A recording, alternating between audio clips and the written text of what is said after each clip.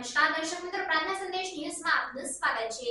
ઘોઘા ખાતે સોમનાથ નગર પાસે ગંદકીના ખડકલા અને ગટર લાઈન ખુલ્લી જોવા મળતા લોકોના ટોળા સ્થળ ઉપર ઉમટી પડ્યા। ઘોઘા ખાતે તાલુકા પંચાયતના પાછળના ભાગે સોમનાથ નગર પાસે ગંદકીના ખડકલા જોવા મળ્યા। ઘણી વાર રજૂઆતો કરવા છતાં ગટર લાઈનનો નિકાલ ન કરતા લોકોના ટોળા ઉમટી પડ્યા। તેમના દ્વારા કહેવામાં આવ્યું કે કોઈ નાના બાળકો ગટરમાં પડી જાય અથવા તો ગંદકીથી બીમાર પડે અથવા તો કોઈ જાનહાનિ થાય તો જવાબદારી કોની? તંત્રને કોઈ કામગીરી દેખાતી નથી।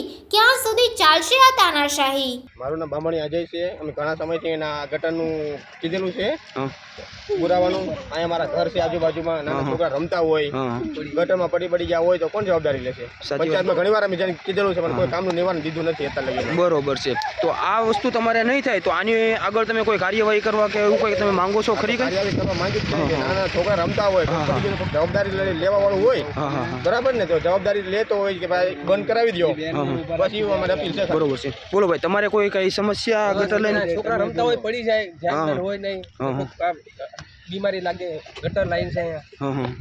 બરોબર છે, 2-3 વાર અમે ગ્રામ પંચાયતમાં જાણ કરી છે પણ કોઈ ધ્યાન દેતું નથી। બરોબર છે, અને પ્લસ કે મારું બીજા ક્રિકેટનું ગ્રાઉન્ડ છે, ક્રિકેટ મારું નામ લાડુબેન મુકેશભાઈ સોલંકી। અચ્છા, શું સમસ્યા છે આની?